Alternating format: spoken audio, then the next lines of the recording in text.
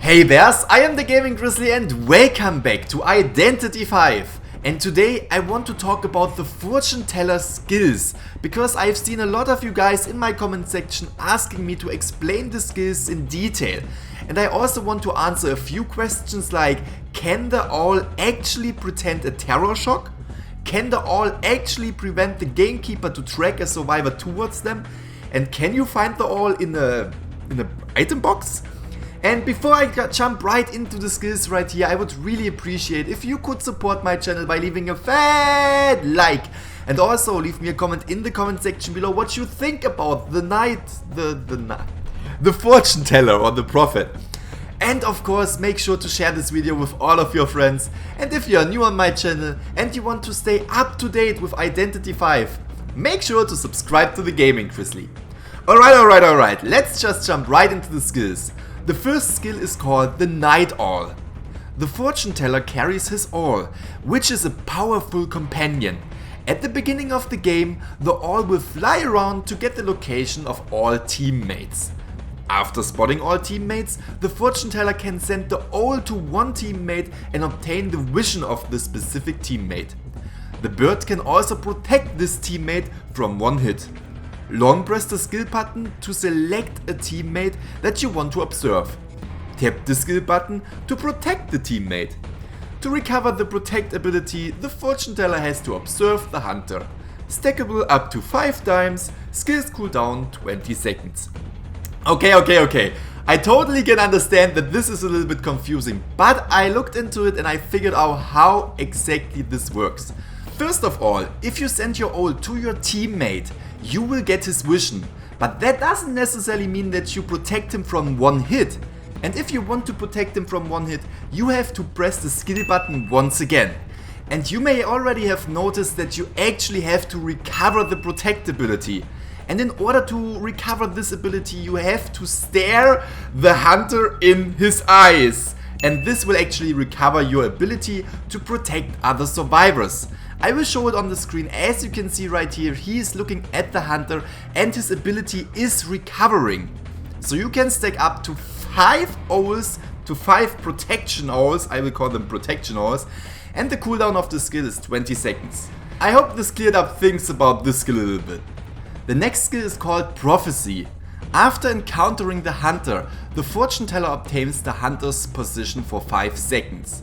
So actually this means after your owl encounters the hunter, you will be able to see the red outline of the hunter for 5 seconds. And that's it. The next skill is called Foresee.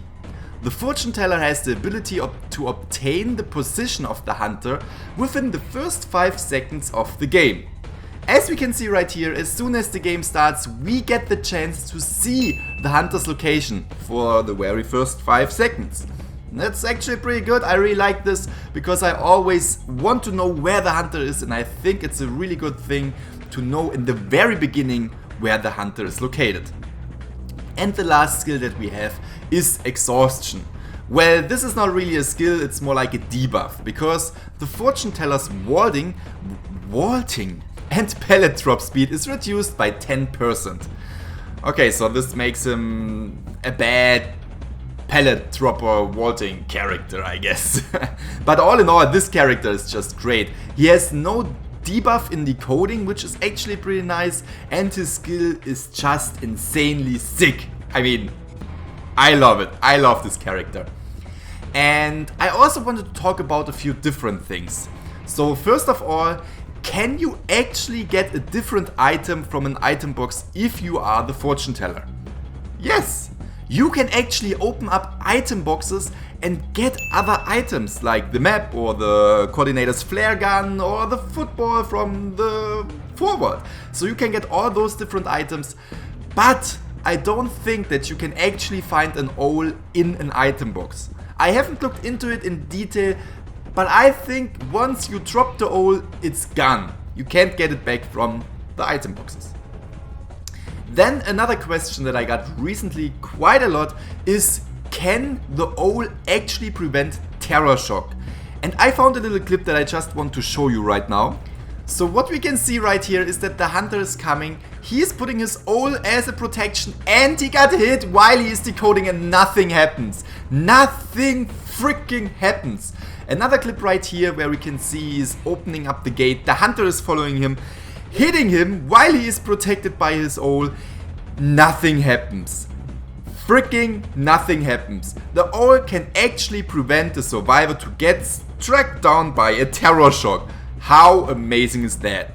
And another question that I want to answer is if the ult can prevent the gamekeeper to pull a survivor towards him with his hook if he is under the protection of the ult. And just look at this. The gamekeeper tries to get the survivor and that's it.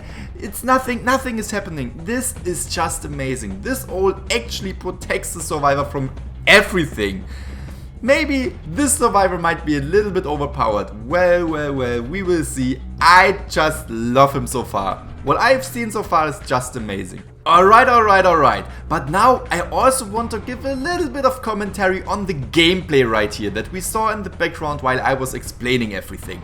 And have you seen it? In the very first 5 seconds he was able to get the position of the hunter. That was one of his skills, which is pretty nice in my opinion. And we also can see how the ult just flew off and again flew off to find all the survivors.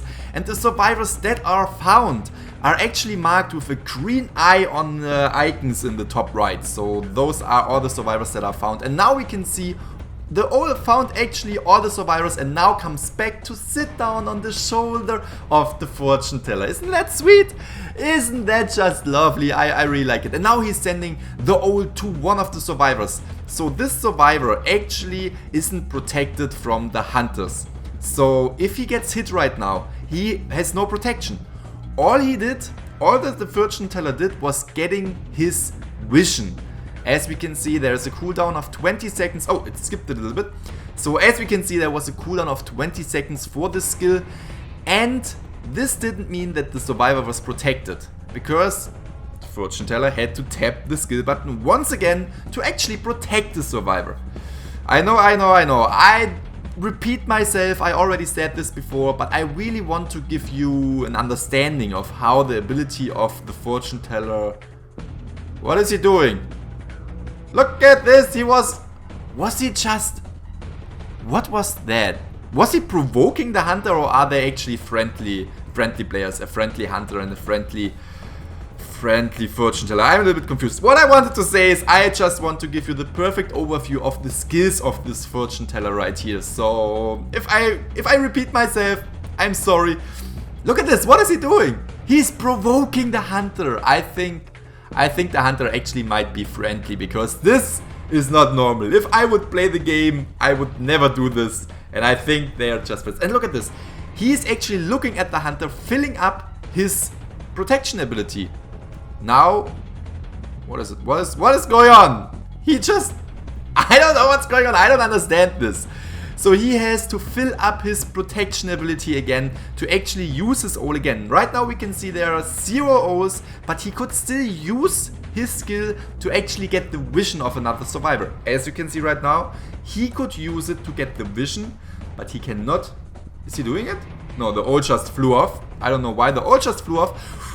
He got hit once. I actually haven't watched this gameplay. I was just talking and all this stuff, and I didn't see the gameplay while I was talking, and I just played it right now. So I'm really curious if he will win. And look at this, the map turned dark. I really love it how you get, when you get hit once, that the map actually... The fortune teller just having fun on the slide. Oh my god.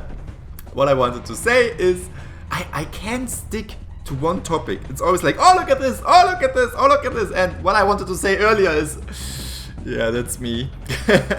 So enjoying the slide. What I wanted to say is I really enjoy how the day and night circle of this map works. And I think they all deciphered all the machines right here. So I really think that was just a friendly game. The hunter didn't do anything. I mean, there are no bots at all. No, there are no bots at all. But it was just a friendly game between survivors and hunter right here. I think he will just escape now. That's it. Oh my god. He hit the fortune. What is he trying? He now tries to kill the fortune teller? Okay, okay, it seems like it's going to be quite an interesting end at the very least. Okay, so he is probably going for an exit gate right now. Is he using his ult again? I'm not really sure. I don't know what the plan is right here, but I think that's it. He will probably leave right now.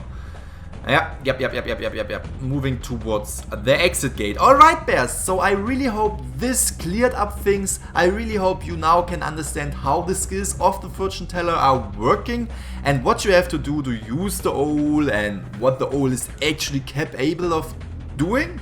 I mean, it's pretty amazing. If once you understand the skills, this survivor is really amazing.